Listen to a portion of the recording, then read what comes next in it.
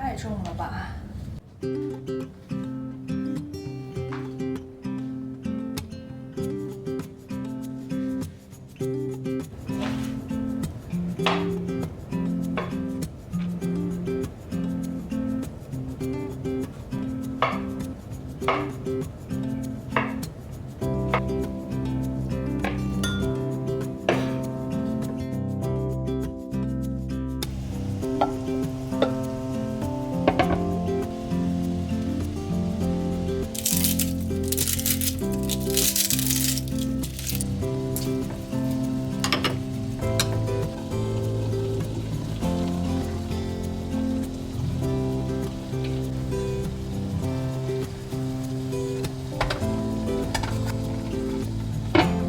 时间到喽